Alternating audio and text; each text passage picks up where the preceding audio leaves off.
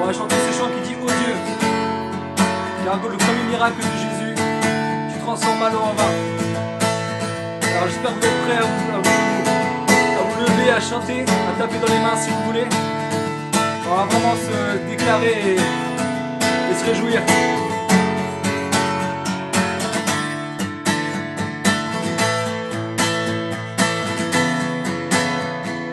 Tu transformes l'eau en vin, touche à mes yeux de ta main, mais comme toi, comme toi, dans nos ténèbres tu brilles, tu nous donnes la vie, mais comme toi, comme toi.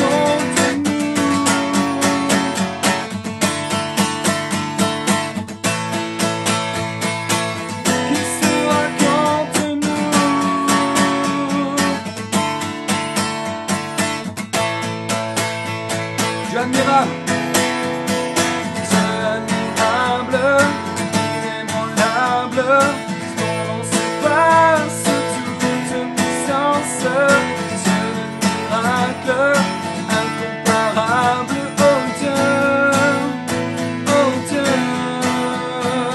On va prendre si notre Dieu est pour nous, on va le chanter, on va le déclarer, on va sauter de joie s'il faut. Si notre Dieu est pour nous, qui pourra nous arrêter?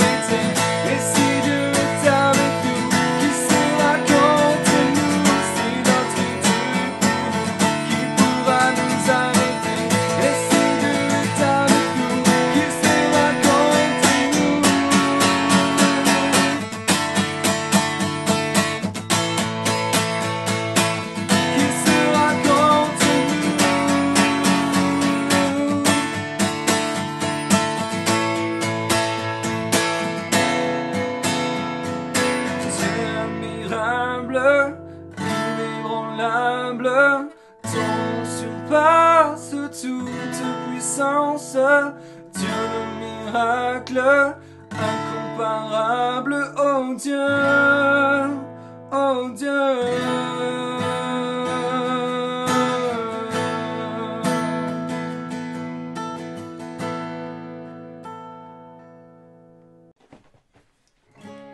Amen, ça fait du bien de se lâcher et pouvoir chanter et crier à Dieu. On va continuer dans cette lancée avec ce chant qui dit « Je te chanterai ». Chaque matin, tes bontés pour moi, Seigneur, se renouvellent. Mon frère, ma soeur, garde cette phrase en tête. Garde cette phrase chaque matin. Tes bontés pour moi, Seigneur, se renouvellent. Chaque matin, tout au fond de mes pensées, ta voix m'appelle. Si aujourd'hui est un jour mauvais, demain est un autre jour. À chaque jour suffit sa peine. Et chaque matin, ses bontés se renouvellent. On va chanter ensemble et proclamer de tout ton cœur.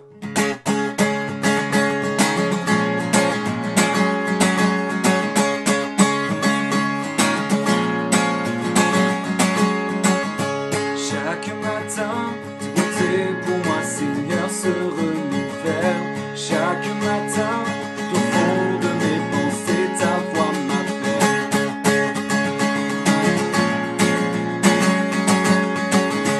Chaque matin, par amour, tu viens pour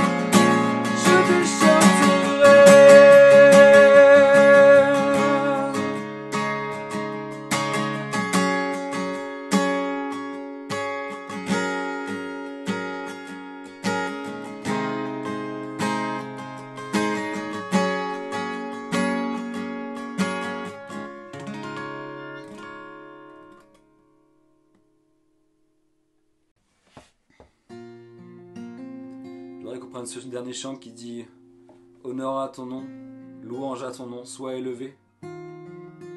Parfois dans les situations, quand on n'arrive pas à mettre des mots dans une prière, il suffit simplement de revenir à la simplicité et dire au Seigneur, simplement sois élevé pour chaque situation. Une bonne situation, une mauvaise situation, une situation que tu crains. Simplement Seigneur, sois élevé pour la chose qui va arriver et les choses que tu as prévues pour moi et pour ma vie. On va le déclarer ensemble, sois élevé. Sois élevé,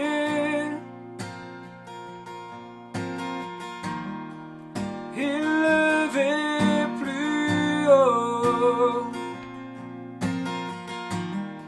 Sois élevé, élevé plus haut.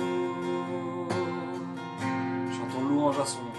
Chantons louange à son nom. Louange à son nom. Le nom au-dessus de tout autre nom. Chantons honneur, chantons honneur à ton nom. Honneur à ton nom.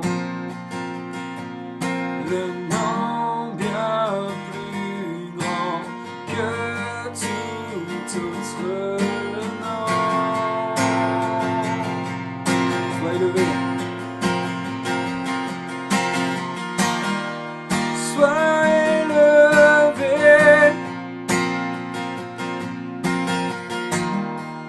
élevé plus haut. Sois élevé, élevé plus haut. Chantons louange à son nom. Chantons louange à son nom. Louange à son nom. Le nom au-dessus de tout autre nom. Chantons honneur, chantons honneur à son nom. Honneur à ton nom. Le nom bien plus grand que tout autre nom.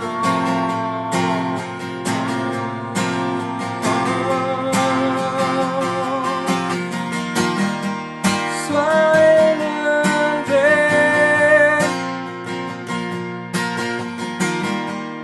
élevé plus haut. Sois élevé, élevé plus haut.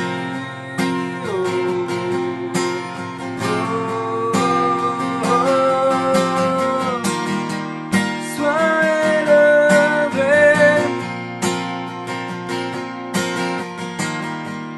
élevé plus haut. Sois élevé, élevé plus haut. On va reprendre ce refrain en disant sois élevé plus haut que chaque situation qui nous ronge, chaque situation qui nous effraie au cours de la vie. Sois élevé au plus haut. Sois élevé,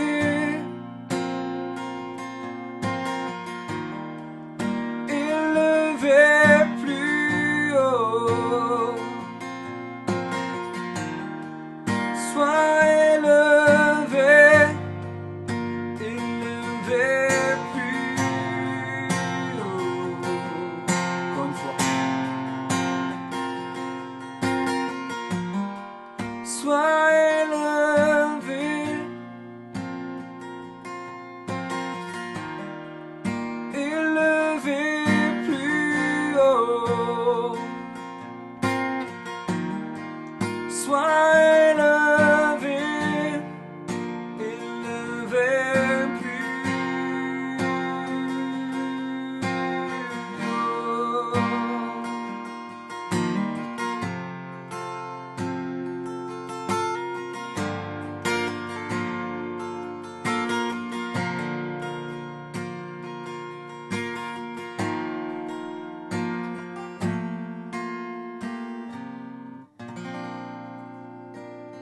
Je vais laisser la place au pasteur.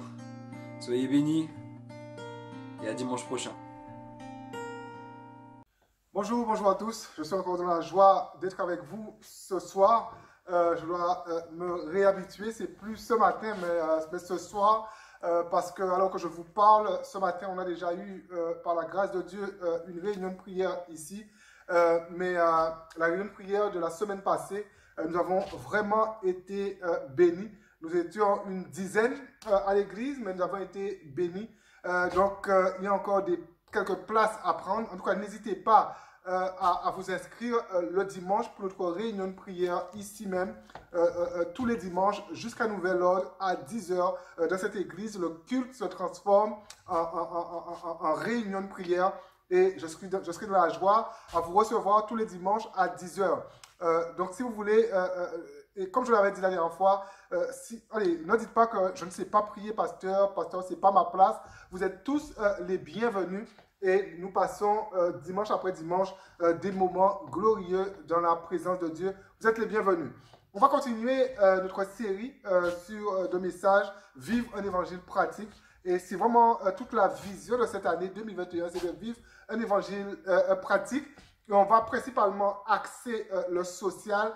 Et il faut progresser dans le social. Et on ne sait pas vraiment comment les choses vont s'établir. Mais par la grâce de Dieu, avant la fin de l'année, on va supporter au moins 3 familles. Donc, priez pour ce projet, priez pour cette vision et que Dieu nous fasse grâce. Mais on va revenir dans les prédications par rapport au social. Mais une autre manière de vivre l'évangile pratique, c'est l'attitude du chrétien.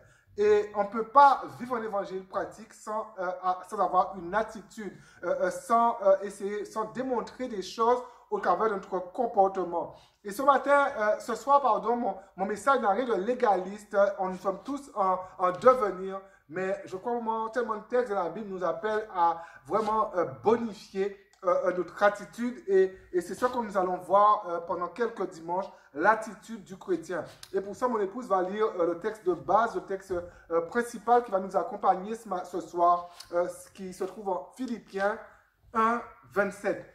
Philippiens 1, le verset 27.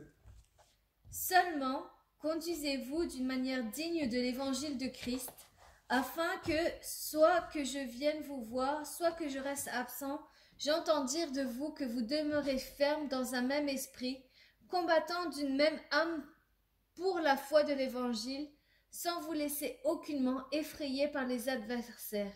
Alléluia. Alléluia. Je vais introduire en citant une partie d'un article de Kendra Cherry, je le dis à la française, c'est pas, mais c'est une psychologue. Et cette psychologue, par rapport à l'attitude, elle a écrit « En psychologie, une attitude fait référence à un ensemble d'émotions, de croyances et de comportements envers un objet, une personne, une chose ou un événement particulier. Les attitudes sont souvent le résultat de l'expérience et de l'éducation et elles peuvent avoir une puissante influence sur le comportement. Bien que les attitudes soient durables, elles peuvent également changer. Bien que les attitudes soient durables, elles peuvent également changer. Et ce qui m'a attiré en fait dans cette citation, en fait dans cet article, dans cette partie de l'article, c'est le côté vraiment espoir. Bien que les attitudes soient durables, parce qu'une attitude c'est quelque chose vraiment qu'on a du mal à perdre, c'est quelque chose qui s'installe, c'est quelque chose vraiment qui fera partie de notre caractère, mais bien qu'elles soient durables, elles peuvent changer. Et je bénis Dieu pour cela, parce que et nous croyons vraiment que cela est vrai, parce que la Bible, elle dit que notre attitude peut changer. La Bible dit que quand la puissance de Dieu nous touche, quand Dieu nous visite par son esprit, quand Dieu touche une âme, que vraiment sa destinée peut changer. Et je crois que l'attitude peut changer. Et par expérience, tellement de choses en moi ont changé. Vous savez, souvent, je l'ai déjà dit ici, mais quelque part, tout le monde me prend pour un calme, mais au final, je ne suis pas si calme que ça. Hein. Je suis plus un faux calme qu'un calme. Mais en tout cas, j'avoue que par la grâce de Dieu, j'ai fait des progrès. Et je me rappelle une fois, ma soeur, une de mes soeurs, en fait, me disait qu'il y a quelque chose qui a changé en Franck parce qu'elle avait le souvenir d'un Franck qui pouvait s'énerver. Et là, subitement, Franck s'est adouci un petit peu parce que l'attitude change, parce que l'évangile bouleverse et l'évangile change un homme.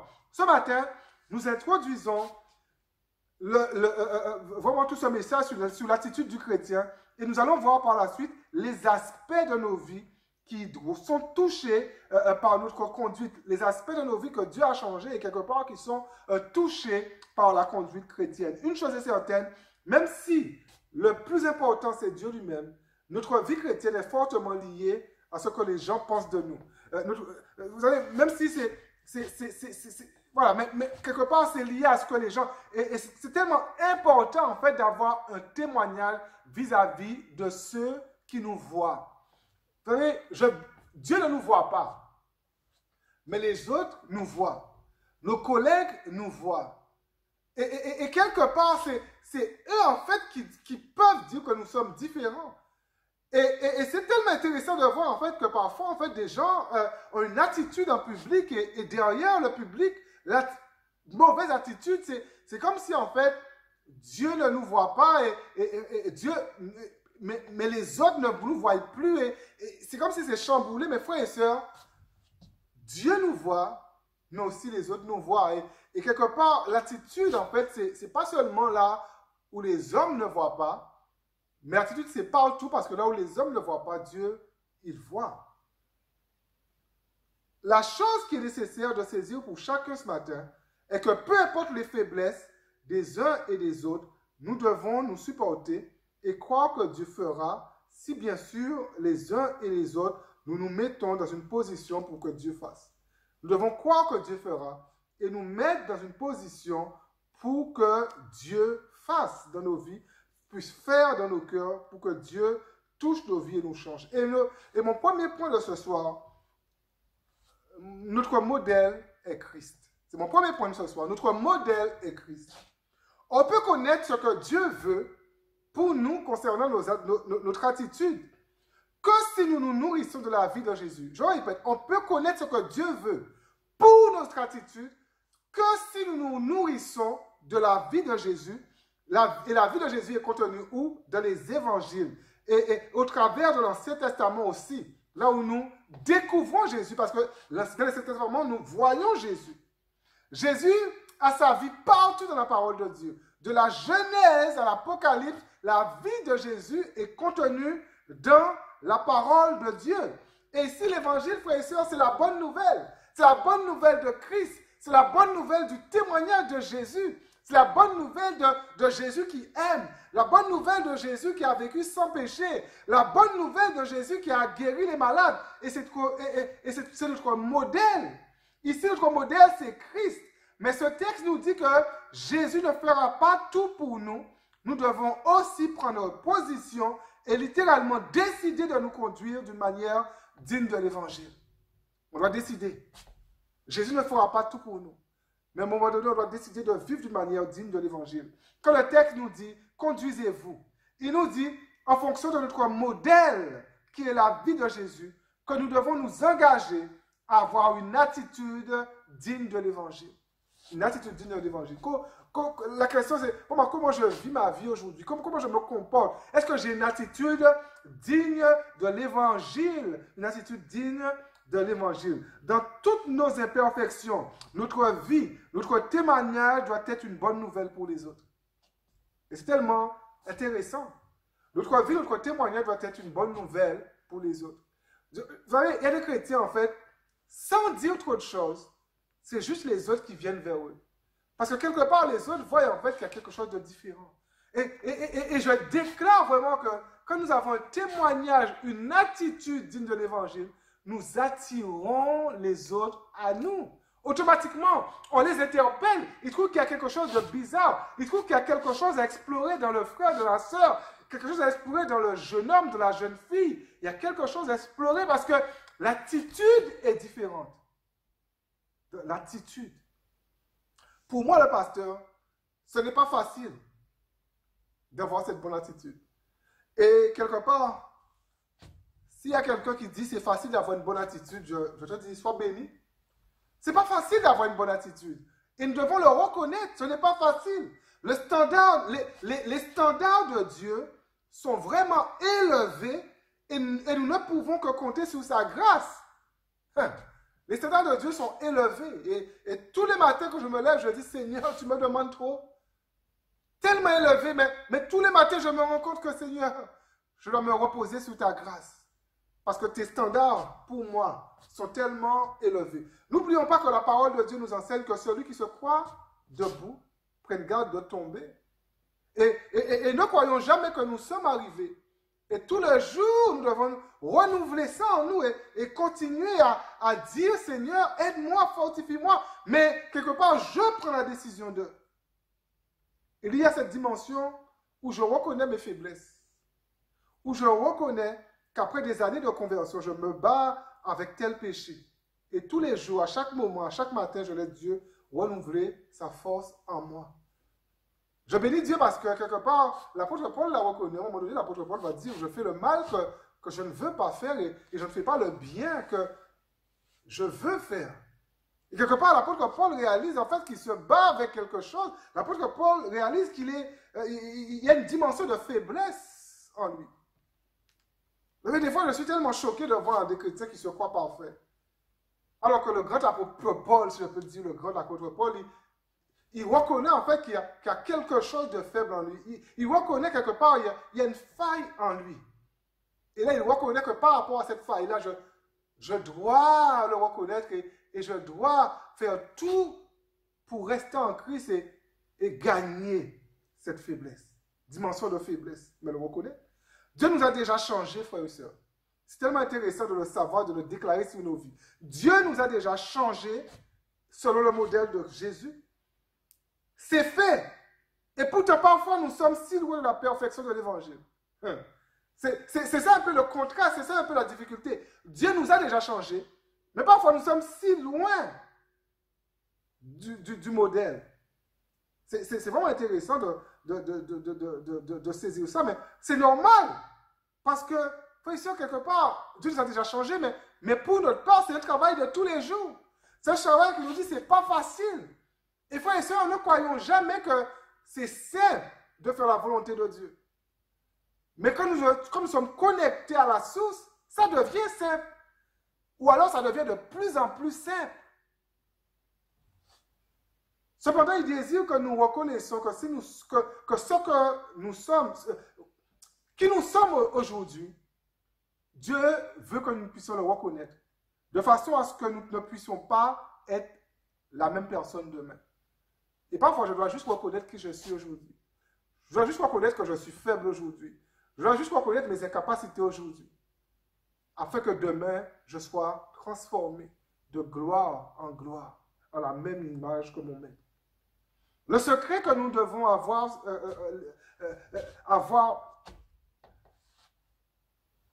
je crois, je ne sais pas si je dois utiliser le mot secret, mais il y a quelque chose à saisir ce soir. Nous devons avoir vraiment un discernement, mais nous devons avoir des yeux spirituels pour voir celui qui est notre modèle. Paul nous dit, et mon épouse va le dire, 2 Corinthiens 3, 18, nous devons avoir des yeux spirituels. Écoutons ce que Paul nous dit en 2 Corinthiens 3, 18. Nous tous qui, le visage découvert, contemplons comme dans un miroir la gloire du Seigneur, nous sommes transformés en la même image, de gloire en gloire, comme par le Seigneur l'Esprit. Alléluia. Nous tous, par le visage découvert. Littéralement, l'apôtre Paul nous dit en fait, nous tous qui sommes devenus spirituels. Nous tous qui vivons selon l'Esprit de Dieu. Nous tous qui nous laissons diriger par l'Esprit de Dieu. Frères et sœurs, La contemplation, frères et sœurs, tout le monde serait d'accord à dire c'est qu'une série d'activités spirituelles. Mais dans cette activité spirituelle-là, nous devenons ce que nous contemplons. J'avais prêché un message en 2019, je crois, sur ça. On devient ce que nous on contemple et rien d'autre. Si nous voulons être transformés en la même image de Christ, nous devons laisser nos vies être fascinées par qui il est. Juste laisser la vie de Jésus nous fasciner. Quand on lit l'évangile, être fasciné. Laisser Jésus nous fasciner. Sommes-nous encore fascinés par qui est Jésus quand nous lisons la Bible? Soyons comme des enfants. Soyons fascinés. Je suis tellement... c'est tellement remarquable, mais j'ai des petits-enfants et parfois les enfants, quand ils découvrent quelque chose, ma fille encore davantage que mon fils, mais ils sont fascinés. Ils découvrent quelque chose, ils sont fascinés. En ce moment, j'aide ma fille en complément avec mon épouse pour l'école, je la soutiens pour la lecture et tout, mais quand elle découvre quelque chose, elle lit un mot, le nom d'un animal, papa c'est quoi ça, maman c'est quoi ça, et quand on arrive à lui expliquer, elle est juste fascinée. Et ce matin, et ce soir, pardon, que je prie vraiment que chaque âme, que chaque chrétien, que nous puissions devenir comme ses enfants. Juste nous laisser fasciner. Comme c'était la première fois que nous découvrons, comme si c'était la première fois que nous voyons la gloire de Dieu. Il y a des chrétiens, en fait, qui disent, mais pasteur, je ne vois pas Dieu agir dans ma vie. Mais ce n'est pas que Dieu n'agit pas, mais c'est parce que vous ne vous laissez pas fasciner. Mais tous les jours, il y a des choses qui se passent. Il y a quelque chose que Dieu nous transmet tous les jours. Et mon deuxième point, l'environnement présent ne doit pas déterminer notre attitude. L'environnement que nous voyons ne doit pas déterminer notre attitude. Je vais l'exprimer autrement. Le monde dans lequel nous sommes exercera beaucoup de pression sur nous et des chrétiens bien avant nous l'ont expérimenté. Le monde dans lequel... Et là, en fait, notre texte de base, c'est un texte qui est écrit sous pression. Il y a de la pression. Le monde dans lequel nous va exercer de la pression. Pression pour que nous puissions détester un frère ou une sœur. Pression pour que nous puissions devenir calomniateurs. Parfois, il y a tellement de pression que pour évacuer la pression, il faut calomnier. Pression pour que nous puissions jalouser les autres. Parfois, il y a tellement de pression. On a l'impression que les autres avancent et on les jalouse. Et tellement de pression. Pression pour que nous puissions donner aux pasteurs des fardeaux qui ne sont pas parfois fondés. Mais les pressions sont là. Pression pour que nous puissions penser que nous ne sommes pas aimés par l'Église, personne ne nous aime, à notre travail, pression, tellement de pression. Ce texte a été rédigé pour une Église sous pression et parle encore aux Églises en 2021 qui sont sous pression. Et l'apôtre Paul ici enseigne que même dans la pression, il y a possibilité d'être un homme, une femme mature, d'avoir une bonne attitude qui est digne de l'Évangile, malgré la pression. Pourquoi est-ce que c'est possible? J'étais surpris quand j'ai regardé dans le grec le mot utilisé ici pour conduire. Conduisez-vous. Et j'étais bouleversé, émerveillé. Quand j'ai vu vraiment, quand j'ai pu saisir en fait le sens originel de ce mot en grec, ça m'a vraiment bouleversé. Et conduisez-vous d'une manière digne de l'Évangile.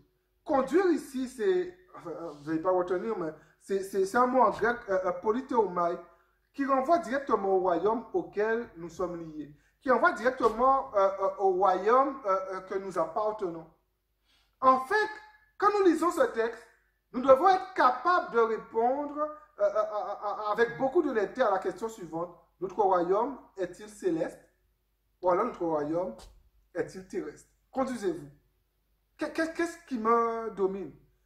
Qu'est-ce qui me domine? Mon royaume est-il terrestre ou mon royaume est-il céleste? En Christ, nous sommes dans les lieux célestes. Nous sommes déjà auprès de Dieu. Mais malheureusement, c'est nous qui ne nous élevons pas. Mais on est déjà élevés. Mais nous refusons de nous élever.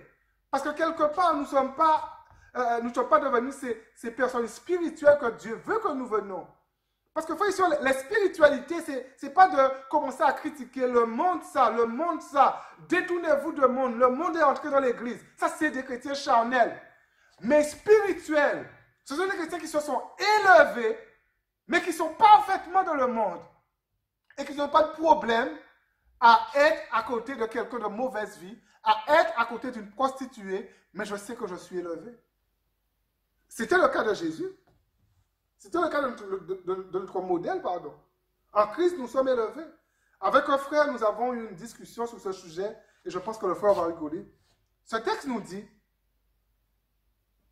que nous conduire correctement, c'est prendre la décision de nous élever au-dessus de nos circonstances, au-dessus de nos situations, parce que c'est là que nous pourrons avoir la bonne attitude.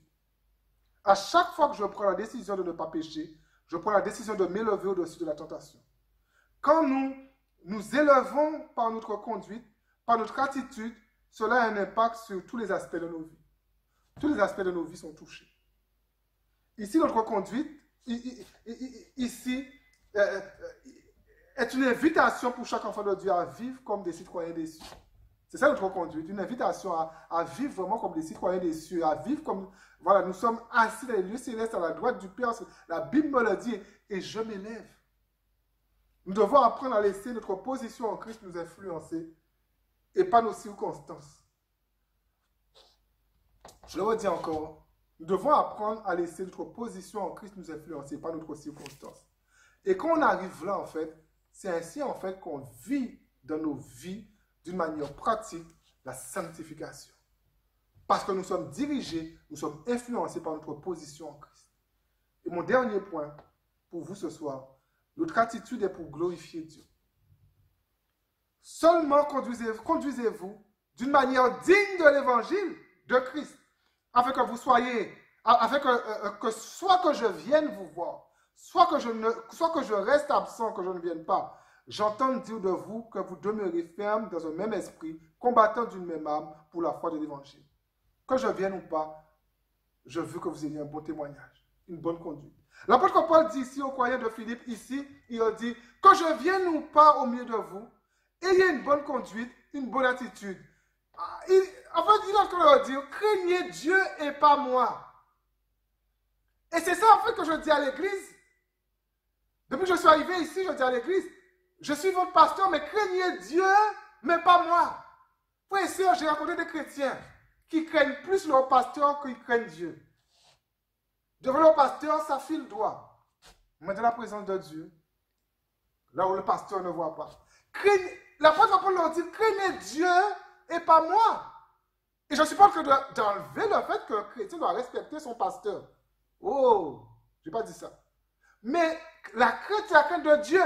Parce que frères et sœurs, si un chrétien craint Dieu, ce chrétien, en fait, respecte son pasteur. Donc le problème est réglé. Frères et sœurs, écoutez, je parle, beaucoup de problèmes dans l'église, c'est parce qu'en fait, on ne craint pas Dieu. Craignez Dieu. Mais pas moi, c'est quelque chose, et c'est ça que l'apôtre Paul, plus simplement, ne changez pas pour moi, l'apôtre Paul le dit, ne changez pas pour moi, n'ayez pas une bonne attitude pour moi, mais faites-le pour Dieu, pour sa gloire. N'ayez pas une bonne conduite à cause de moi, mais à cause de Dieu. C'est Dieu que nous devons, c'est Dieu que nous devons premièrement chercher à faire plaisir, et ensuite les hommes reconnaîtront que nous faisons plaisir à Dieu. On fait plaisir à Dieu, et les hommes reconnaîtront que nous faisons plaisir à Dieu. Mon épouse va dire 1 Corinthiens 11:1. 11:1. Soyez mes imitateurs, Wow. comme je le suis moi-même de Christ. Soyez mes imitateurs comme je... 1 Corinthiens 11:1. Soyez mes imitateurs comme je le suis moi-même de Christ. L'apôtre Paul dit quelque chose de très intéressant pour notre point ici. L'apôtre Paul n'était pas un homme parfait. Il y a des textes qui montrent que l'apôtre Paul n'était pas un homme parfait. Il le reconnaissait. Mais dans l'attitude de l'apôtre Paul, il a toujours cherché à glorifier Dieu. Comment? En imitant Christ, en faisant de Jésus son modèle, comme nous l'avons vu dans notre premier point. Peu importe les circonstances, devant les hommes ou loin des yeux des hommes, l'apôtre Paul a toujours cherché à plaire à Dieu. Et c'est notre conquête, frères et sœurs. C'est notre conquête, plaire à Dieu. Le confinement fait que nous ne pouvons pas réellement être ensemble. Mais là où nous sommes, même si le pasteur ne voit pas, il y a une attitude à avoir. Il y a un comportement à avoir. Une bonne attitude alors que je suis confiné avec mes enfants à la maison, mais il faut une bonne attitude avec mes enfants. Une bonne attitude alors que je suis confiné à la maison avec mon épouse ou mon époux pour les femmes, mais il faut une bonne attitude à la maison. Une bonne attitude quand je suis au téléphone avec un frère, une sœur. Notre attitude doit toujours glorifier Dieu. Vous savez, des bonnes attitudes peuvent remplir une église d'âme.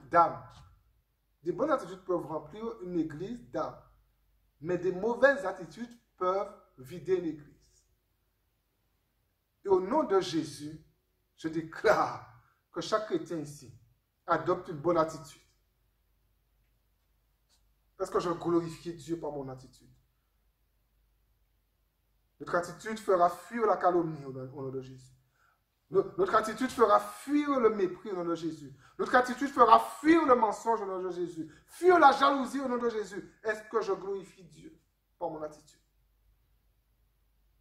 Est-ce que je glorifie Dieu dans ce que je raconte à mes frères et à mes sœurs quand je les appelle au téléphone? Est-ce que je glorifie Dieu sur mon lieu de travail? On va lire un dernier texte qui se trouve en Psaume 103, le verset 1. Le Psaume 103, verset 1. Mon âme bénit l'Éternel. Que tout ce qui est en moi bénisse son saint nom. Mon âme bénit l'Éternel et n'oublie aucun de ses bienfaits. Ce que je ressens par rapport à ce psaume pour vous est la chose suivante. En 2021, nous voulons ordonner que du bien sorte de nous. C'est vraiment ce que je recherche. Je n'ai pas discuté beaucoup sur ce texte, mais c'est ce que j'ai ressenti. Ensuite, je vais conclure. Je n'ai pas envie de parler non plus de trop, mais ce que je ressens par rapport à ce texte, en 2021, nous voulons ordonner que du bien puisse sortir de nous. Une attitude qui va glorifier Dieu sortira de nous et surprendra ceux qui sont autour de nous. Je le déclare sur chacune de nos vies. Je conclue en disant, l'évangile pratique se voit dans notre attitude. On ne peut pas pratiquer l'évangile au travers d'une mauvaise attitude, mais l'évangile pratique se voit dans notre attitude. Alors que j'encourage l'Église à prier, j'encourage chacun, et moi le premier, à laisser le Saint-Esprit l'éclairer sur des points précis de cette prédication, sur des points d'attitude à changer dans votre vie, et prier dessus. Jusqu'à dimanche prochain, j'encourage vraiment chacun à trouver quotidiennement dans ce message un sujet de prière. Nous voulons en 2021 glorifier Dieu au travers de nos attitudes. Nos attitudes vont glorifier Dieu, je le dis encore, en 2021. Cherchons Dieu de tout notre cœur. Prions et nous allons voir comment Dieu nous serons élevés au-dessus de toutes circonstances défavorables. J'ai dit prions et nous serons élevés, je le crois, au-dessus de toutes circonstances défavorables. Je crois qu'il y a quelque chose à saisir dans la prière. Que vraiment Dieu puisse nous faire grâce. Seigneur Dieu, grâce de miséricorde, je bénis, je loue ton nom. Merci Seigneur pour ta fidélité, pour qui tu es. Seigneur, quand ton nom seul, Seigneur, soit loué, béni, et qu'ensemble nous pouvons avoir cet esprit de conquérant dans la prière, au nom puissant de Jésus pour ta gloire. Amen. Que Dieu vous bénisse et à dimanche prochain.